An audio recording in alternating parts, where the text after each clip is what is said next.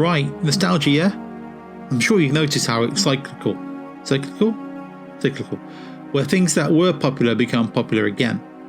This is when the kids that grew up during a certain period become the ones in charge of making films and TV and whatever, and make stuff based on what they liked as a kids.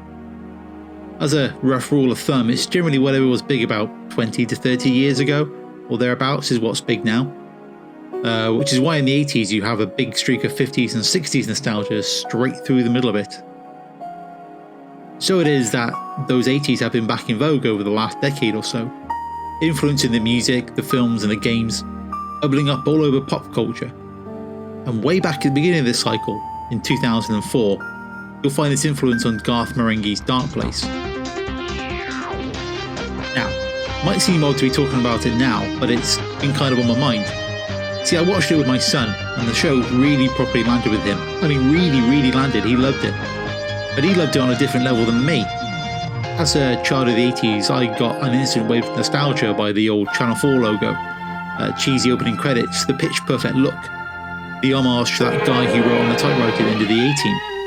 But my son just enjoyed it as an actual TV show, without the extra nostalgia buzz that I was getting, which was great. It is a great show, so him enjoying it was great. But at the time, the show flew straight under the radar, bypassing mainstream success and a second series, and landed straight in the folder marked cult favourite. So why didn't the show connect with the general audience like it did with my son? If the 80s have been the big thing for the past decade or so, then why wasn't this show lapped up?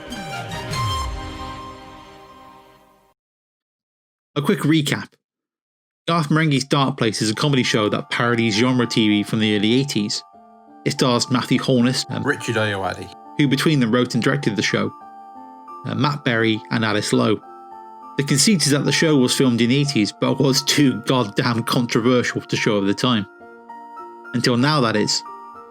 Holness stars as Garth Marenghi, who created the show Darkplace, which stars himself as Dr. Rick Dagless, a doctor in a hospital that sat on a gate to hell, with all kinds of spooky shenanigans going on. So what we get is the original show, interspersed with talking head segments, with the cast filmed in the present talking about the filming of the show. Darkplace launched in 2004 on Channel 4 in early January. I remember the adverts for it were mainly the talking head bits. The one that got me was Ayoade's character describing it as the most important TV event since Quantum Leap. I said, this is going to be the most significant television event since Quantum Leap. I mean, that was it, I was in. Quick aside, the idea of the show, A Hospital on a Gateway to Hell, is clearly inspired by mid-90s show The Kingdom from Lars von Trier. In further weird timing, this would be remade later on in 2004 as Kingdom Hospital, which was adapted by Stephen King, which is something to talk about later when we talk about box sets and bin watching and all that stuff. Anyway, the show stars Garth Marenghi introducing the episode, then we get the old Channel 4 logo and the show's opening credits. Right away, from the grainy video footage to the music, the era that the show is referencing is pretty clear. And it's not just the 80s that it's referencing, it's a very particular type of 80s, the early 80s. I'm talking Only Fools and Horses before Del Boy became a yuppie, Joy Division instead of New Order, Ghostbusters instead of Ghostbusters 2. The later 80s is defined by bouffant hair and neon. The first few years were brown and still dealing with the hangover of the 70s. It's the post-punk new romantic era before mullets, a grittier feeling time before the vibe changed in the second half of the decade. The horror aspect of the show fits into that, evoking the video nasty boom. The show parodies these, medical dramas and cheaply made TV in general. Darkplace by itself would be a superb example of this kind of parody. The craft to make something as bad as Darkplace is frankly amazing, but when the modern day segments are added on top, it's taken to another level. Garth Marenghi, along with Dean Lerner, parodies a certain type of celebrity, the overconfident buffoon who lets a little bit of success go to their head. The way their segments contextualise the show footage augments the humour, turning something that may have been one level into a brilliant piece of metatextual storytelling. There's a lot of slow motion. The episodes were running up to 8 minutes under. The only way to stretch them out was with slow motion. And we tried to keep the slow motion away from the dialogue as much as possible. But anything without dialogue was considered for slow motion. Which, as we know, wasn't lapped up by the audience. Nope, what audience in 2004 really ended up getting behind was another show that also had its first TV series later on in the year, The Mighty Boosh. Come with us now on a journey through time and space. To the world of the Mighty Boosh. Now, Darkplace had several cameos from people that were either in or bubbling up into the mainstream comedy scene at the time. People like Stephen Merchant and Graham Linner. Oh Jesus, God no. You also had Noel Fielding and Julian Barrett. They were contemporaries to Matthew Holness.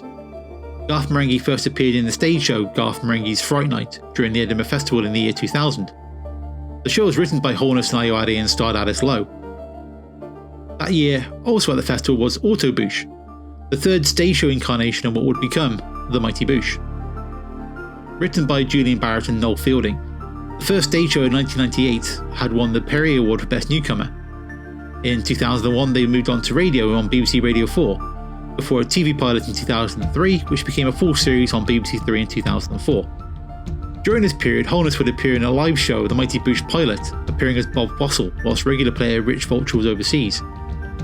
Ayoade was initially cast in the first TV series of The Mighty Boosh, but had to leave due to his contract with Channel 4. His role was filled instead by Matt Berry. So the histories of the two shows have connections and interminglings. However, it was The Mighty Boosh that would connect with a wider audience. Structurally, The Mighty Boosh TV show is much simpler and is closer to being a straight sitcom. Barrett and Fielding play Howard, TJ Moon and Vince Noir respectively, Moon being a Tony Hancock-style character full of self-delusion who sees himself as more cultured than his only friend Vince, a postmodern, fame-obsessed wannabe celebrity. The show leans into surrealism and fantasy with the odd dark edge. Like Darkplace, it creates its own universe with its own rules, but without the framework that Darkplace has with its interview segments. This makes it a much more straightforward show to watch. Chuck in some catchphrases and songs and you have a recipe for success. Oh, this is an outrage! And a success it was, going on to run for 3 series and several live tours. Darkplace would not be renewed for a second series, and after a DVD release, that would be about it. The characters of Dean Lerner and Garth Marenghi would return in Man to Man with Dean Lerner, a 6-part series in 2006. The conceit here was that this was a chat show hosted by Dean Lerner, so much more influenced by the interview segments of Darkplace rather than the show. Whilst the Boosh went for surrealistic whimsy, Darkplace was a tougher ask for a general audience. The humour was harsher in places, being as it was a horror show at its core. It wouldn't shy away from gore and really lent into its weird, unsettling vibe. During its 1999 Edinburgh Festival run, The Mighty Boosh was described as comedy's answer to improvised jazz. Now if that's the case, then Darkplace is prog rock. A layered, complex thing that once you get into, you totally get into, but most people bounce off. A late time slot and lack of a big push behind the show probably didn't help matters either. It's not that the show was too out there. In fact, it shares some of the DNA of The Office, the comedy hit of the early 2000s. It has a similar structure of talking head segments with the focus on a self-delusional blowhard. The only difference is that The Office is grounded in a familiar office environment with a show structure based on docu-soaps, a popular format at the time that a wider audience would be familiar with. Darkplace deals with horror tropes and a show within a show concept, which it pushes as hard as it can. Here's the thing though, you move on a decade or so and one of the biggest shows on TV ends up being Stranger Things, a nostalgic take on the 80s filled with horror. It's not exactly comparing apples to apples, but you can tell that the influence of both shows comes from the same place. That short period where it stuck between the 70s and the 80s. Shows that would parody genre television styles and tropes like The Venture Brothers or Rick and Morty would find a big audience. You could probably even put action buddy cop homage Hot Fuzz in there as well. You've had the rise of synthwave music over the last few years, in which Darkplace's one-track lover fits into like a glove.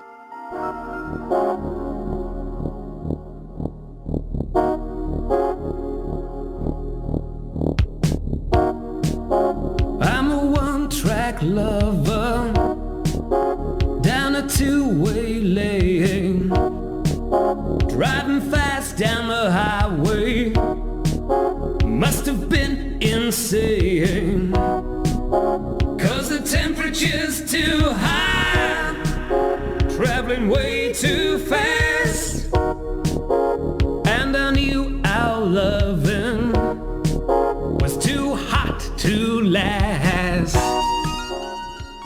Darkplace did a lot of things right, it's just that not everyone noticed. This all, though, makes sense. The conceit is that Darkplace is a lost show that audiences weren't ready for, so the fact that this happened to the real show in real life makes perfect sense. Whilst The Mighty Boosh was a big success, you can argue that the show was overexposed by the end of its run, and that never happened to Darkplace. Its 6 episodes are as good as comedy shows can get, and its legacy isn't tarnished.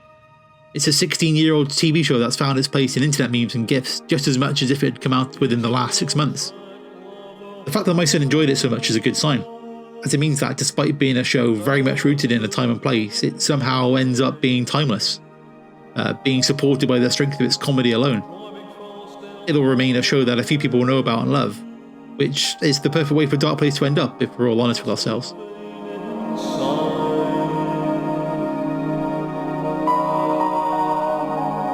Cause the temperature's too